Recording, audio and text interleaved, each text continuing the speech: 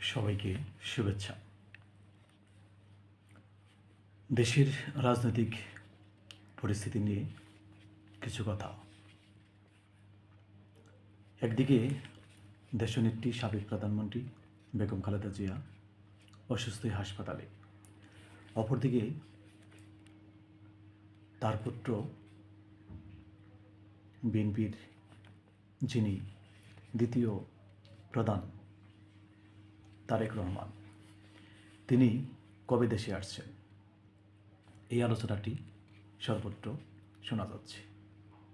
বিশেষ করে রাজনৈতিক মহলে রাজনীতি নিয়ে যারা আলোচনা করেন, বেঁধে থাকেন, তাদের মধ্যে এই আলোচনাটি গভীরভাবে হচ্ছে যে কবে দেশে ফিরছেন তারেক রহমান।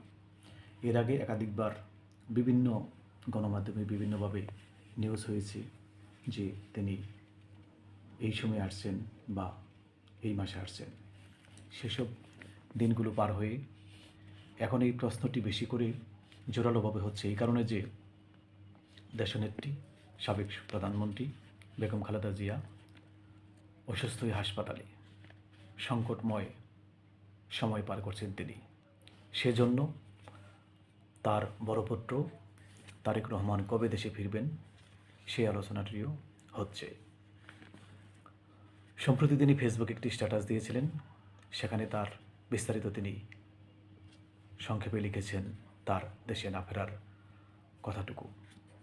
কিন্তু সরকারের তরফ থেকে, বিশেষ করে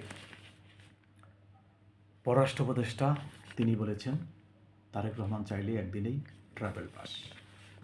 তার মানে অনেকেই অনুমান করেছিলেন যে হয়তোবা সরকারের তরফ থেকে কোনো বিধিনিষেধ থাকতে পারে, কিন্তু সরকার সেটি ক্লিয়ার করে দিয়েছে, পরিষ্কার করে দিয়েছে। সরকারের তরফ থেকে পররাষ্ট্র উপদেষ্টা বলেছেন তারেক রহমান চাইলে একদিনেই ট্রাভেল পাস। তার মানে সরকারের পক্ষ থেকে কোনো বিধিনিষেধ নেই। তাহলে অনেকেরই প্রশ্ন, মায়ের এই অসুস্থতার সময়ে কেন তারেক রহমান ফিরছেন না?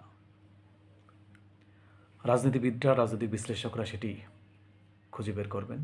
আমরা সময়ের অপেক্ষায় আছি যে কবে তারেক রহমান ফিরছেন। তিনি মায়ের বড় সন্তান, এছাড়াও তিনি বিএনপির মতো বড় একটি রাজনৈতিক দলের দ্বিতীয় ব্যক্তিত্ব। তার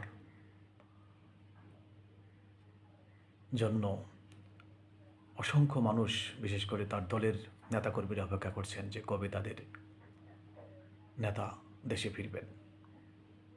দেখা যাক, আমরা সময়ের হাতে ছেড়ে দিই যে আসলে কবে ফিরছেন তারেক রহমান বাংলাদেশে। হাজার হলেও তার রাজনৈতিক দিক থেকে যেরকম তিনি এসে দলের হাল ধরবেন কিংবা নির্বাচনী প্রচারণায় নামবেন, তার চেয়েও বড় বিষয় এখন তিনি তার মমতাময়ী মায়ের পাশে থাকবেন। এই প্রশ্নটি বা এই চাওয়াটুকু সবার, যে তিনি কবে দেশে আসছেন এবং এসে মায়ের অসুস্থতার এই সময়ে মায়ের কাছে থাকছেন। দেশনেত্রী খালেদা জিয়ার জন্য দোয়া, তিনি সুস্থ হন। গণতন্ত্রের পথে তিনি অনেক সংগ্রাম করেছেন। দেশের এই ক্রান্তি লগ্নে তিনি আরও জোরালো ভূমিকা রাখবেন। আল্লাহ তাকে সুস্থ করে দিন। আমিন।